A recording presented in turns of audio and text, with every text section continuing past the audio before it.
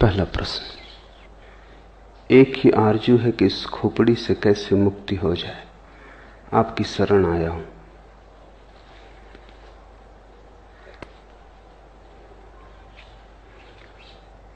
खोपड़ी से मुक्त होने का ख्याल भी खोपड़ी का ही है।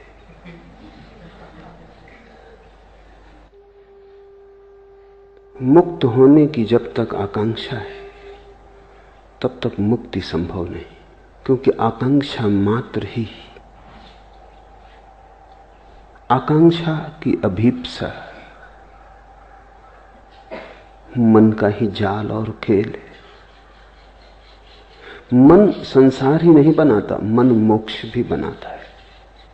और जिसने ये जान लिया वही मुक्त हो गया। साधारणतः ऐसा लगता है मन ने बनाया है संसार, तो हम मन से मुक्त हो जाएं तो मुक्त हो जाएंगे। वही भूल हो गई। वही मन ने फिर धोखा दिया, फिर मन ने चाल चली, फिर मन ने जाल फेंका, फिर तुम उलझे, फिर नया संसार बना। मोक्ष भी संसार बन जाता है। संसार का अर्थ क्या है? जो उलझा ले। संसार का अर्थ क्या है? जो अपेक्षा बन जाए, वासना बन जाए। संसार का अर्थ क्या है? जो तुम्हारा भविष्य बन जाए। जिसके सहारे और जिसके आश्रय और जिसकी आशा में तुम जीने लगो वही संसार है। दुकान पर बैठे हो, इससे संसार में हो। मंदिर में बैठ जाओगे, संसार के बाहर हो जाओगे। इतनी सस्ती बातों में मत पड़ जाना। काश इतना आसान होता, तब तो कुछ उलझन न थी। दुकान में संसार नहीं है और न मंदिर में संसार से मुक्ति है। अपेक्षा में, आकांक्षा में, आशा में संसार है, सपने में संसार है। तो तुम मोक्ष का सपना देखो तो भी संसार में हो। संसार के बाहर वही है जो अभी और यही है। लेकिन इसका तो अर्थ यह हुआ कि मोक्ष की आकांक्षा भी छोड़ देनी पड़ेगी। अन्यथा मोक्ष के बहाने भी, मोक्ष की वासना से भी तुम नए नए संसार बनाते चले जाओगे। समझना काफी है, छूटना नहीं है। छूटना किससे? किसी ने बांधा होता तो छूटते, किसी ने बांधा भी नहीं। बंधन कहां है? बंधन से छूटने की जल्दी मत करो, क्योंकि यह भी हो सकता है बंधन हो ही ना, तब तुम छूटने की कोशिश से बंध जाओगे। और अगर बंधन नहीं है तो छूटोगे कैसे? बंधन से छूटने की कोशिश मत करो, बंधन को जानने की कोशिश करो कि बंधन कहां है। पूछो, जिज्ञासा करो, वासना मत करो। विपरीत की वासना भी वासना है। तुम कुएं से बचते हो, खाई में गिर जाते हो। इससे क्या फर्क पड़ेगा कि तुमने गिरने का ढंग बदल लिया? तुम बाएं गिरे कि दाएं गिरे, इससे क्या भेद पड़ता है? जिज्ञासा करो कि बंधन कहां है, बंधन क्या है। बंधन को भर आंख देखो। इसी को बुद्ध ध्यान कहते हैं, अप्रमाद कहते हैं कि बंधन को भरी आंख से देखो।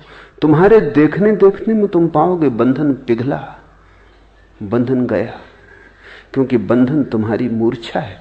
अगर तुम जाग के देखोगे कैसे टिकेगा? बंधन वस्तुतः होता तो मुक्ति का कोई उपाय न था।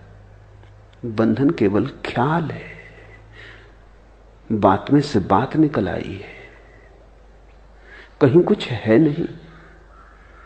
एक युवक भिक्षु नागार्जुन के पास आया और उसने कहा कि मुझे मुक्त होना है। और उसने कहा कि जीवन लगा देने की मेरी तैयारी है, मैं मरने को तैयार हूं, लेकिन मुक्ति मुझे चाहिए। कोई भी कीमत हो चुकाने को राजी हूं। अपनी तरफ से तो वो बड़ी समझदारी की बातें कह रहा था। चिन्मय ने भी यही पूछा है आगे प्रश्न में। सरफरोशी की तमन्ना अब हमारे दिल में है, देखना है जोर कितना बाजुए कातिल में है। उसने भी यही कहा होगा। नागार्जुन को कि मरने की तैयारी है, अब तुम्हारे हाथ में सब बात है। मुझसे न कह सकोगे कि मैंने कुछ कमी की प्रयास में, मैं सब करने को तैयार हूं। अपनी तरफ से वो ईमानदार था, उसकी ईमानदारी पर शक भी क्या करें। मरने को तैयार था, और क्या आदमी से मांग सकते हो। लेकिन ईमानदारी कितनी ही हो भ्रांत थी। नागार्जुन ने कहा ठहर, एक छोटा सा प्रयोग कर, फिर अभी इतनी जल्दी नहीं मरने मारने की, ये भाषा ही ना समझेगी, यहां मरना मारना कैसा। तो एक 3 दिन छोटा सा प्रयोग कर, फिर देखेंगे। और उससे कहा कि तू चला जा सामने की गुफा में, अंदर बैठ जा और एक ही बात पर चित्त को एकाग्र कर कि तू एक भैंस हो गया है। भैंस सामने खड़ी थी, इसलिए नागार्जुन को ख्याल आ गया कि तू एक भैंस हो गया है, सामने भैंस खड़ी है। उस युवक ने कहा जरा चिंतित होकर कि इससे मुक्ति का क्या संबंध। नागार्जुन ने कहा वो हम 3 दिन बाद सोचेंगे, बस तू 3 दिन बिना खाए पिए बिना सोए एक ही बात सोचता रहे कि तू भैंस हो गया है। 3 दिन बाद मैं हाजिर हो जाऊंगा तेरे। अगर तू इसमें सफल हो गया तो मुक्ति बिल्कुल आसान है, फिर मरने की कोई जरूरत नहीं। उस युवक ने सब दांव पे लगा दिया। वो 3 दिन न भोजन किया न सोया। 3 दिन अहिर्निश उसने एक ही बात सोची कि मैं भैंस हूं। अब 3 दिन अगर कोई सोचता रहे भैंस है, वो भैंस हो गया। हो गया नहीं कि हो गया, उसे प्रतीत होने लगा कि हो गया। एक प्रतीति पैदा हुई, एक भ्रम जाल खड़ा हुआ। जब तीसरे दिन सुबह उसने आंख खोल के देखा तो वो घबराया, वो भैंस हो गया था। और भी घबराया क्योंकि अब बाहर कैसे निकलेगा। गुफा का द्वार छोटा था, आए तब तो आदमी थे, भैंस थे, उसके बड़े सींग थे। उसने कोशिश भी की तो सींग अटक गए। चिल्लाना चाहा तो आवाज तो ना निकली, भैंस का स्वर निकला। जब स्वर निकला तो नागार्जुन भागा हुआ पहुंचा। देखा युवक है, कहीं कोई सींग नहीं है, मगर सींग अटक रहे। कहीं कोई सींग नहीं है, वो आदमी जैसा आया था वैसे ही है।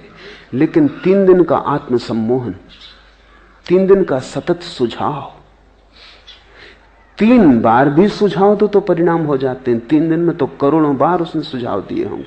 फिर बिना खाए बिना सोए। जब तुम 3 दिन तक नहीं सोते तो तुम्हारी सपना देखने की शक्ति इकट्ठी हो जाती। 3 दिन तक सपना नहीं देखा, जैसे भूख इकट्ठी होती है 3 दिन तक खाना ना खाने से, ऐसा 3 दिन तक सपना न देखने से सपना देखने की शक्ति इकट्ठी हो जाती। 3 दिन की सपना देखने की शक्ति, 3 दिन की भूख में भी जितना शरीर कमजोर हो जाता उतना मन मजबूत हो जाता है। भूख से शरीर तो कमजोर होता है, मन मजबूत होता है। इसलिए तो बहुत से धर्म उपवास करने लगे और बहुत से धर्मों ने रात्रि जागरण किया। अगर रात भर जागते रहो तो परमात्मा जल्दी दिखाई पड़ता है, सपना इकट्ठा हो जाता है। अभी इस पर तो वैज्ञानिक शोध भी हुई है और वैज्ञानिक भी इस बात पर राजी हो गए हैं कि अगर तुम बहुत दिन तक सपना न देखो तो हेलुसिनेशंस पैदा होने लगते, फिर तुम जागते में सपना देखने लगोगे, आंख खुली रहेगी और सपना देखोगे। सपना एक जरूरत है, सपना तुम्हारे मन का निकास है, रेचन है। 3 दिन तक जागता रहा, सपने की शक्ति इकट्ठी हो गई। 3 दिन भूखा रहा, शरीर कमजोर हो गया। ये तुमने कभी ख्याल किया, बुखार में जब शरीर कमजोर हो जाए तो तुम ऐसी कल्पनाएं देखने लगते हो जो तुम स्वस्थ हालत में कभी ना देखोगे। खाट उड़ी जा रही, तुम जानते हो कि कहीं उड़ी नहीं जा रही, अपनी खाट पे लेटे हो, मगर शक होने लगता है क्या गया है तुम्हें। शरीर कमजोर है। जब शरीर स्वस्थ होता है तो मन पर नियंत्रण रखता है, जब शरीर कमजोर हो जाता है तो मन बिल्कुल मुक्त हो जाता है। और मन तो सपना देखने की शक्ति का ही नाम है। बीमारी में लोगों को भूत प्रेत दिखाई पड़ने लगते हैं, स्त्रियों को ज्यादा दिखाई पड़ते हैं पुरुषों की बजाय, बच्चों को ज्यादा दिखाई पड़ते हैं प्रौढ़ों की बजाय। जहां जहां मन कोमल है और शरीर से ज्यादा मजबूत है, वहीं वहीं सपना आसान हो जाता है। 3 दिन का उपवास, 3 दिन की अनिद्रा, और फिर 3 दिन सतत एक ही मंत्र। यही तो मंत्र योग है। तुम बैठे अगर राम राम राम राम कहते रहो कई दिनों तक, पागल हो ही जाओगे। एक सीमा है झेलने की। वो 3 दिन तक कहता रहा मैं भैंस हूं, मैं भैंस हूं, मैं भैंस हूं। हो गया, मंत्र शक्ति काम कर गई। लोग मुझसे पूछते मंत्र शक्ति, उनको मैं ये कहानी कह देता हूं, ये मंत्र शक्ति है।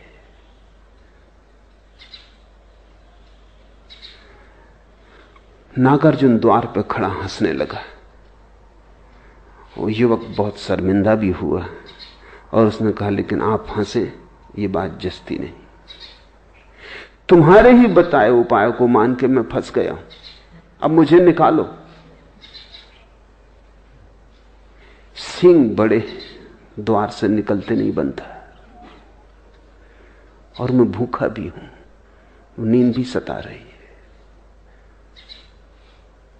नागार्जुन उसके पास गया, उसे जोर से हिलाया तो थोड़ा वो तंद्रा से जागा तो उसने देखा सिंह भी नदारत है, भैंस भी कहीं नहीं। वो भी हंसने लगा। नागार्जुन ने कहा बस यही मुक्ति का सूत्र है। संसार तेरा बनाया हुआ है, कल्पित है। संसार को छोड़ना नहीं है, जाग के देखना है। इसलिए जिन्होंने तुमसे कहा कि संसार छोड़ो, उन्होंने तुम्हें मोक्ष में उलझा दिया। मैं तुम्हें संसार छोड़ने को इसलिए नहीं कह रहा हूं। छोड़ने की बात ही भ्रांत है। जो है ही नहीं उसे छोड़ोगे कैसे? छोड़ोगे तो भूल में पड़ोगे। जो नहीं है उसे देख लेना, जान लेना कि वो नहीं है, मुक्त हो जाना है।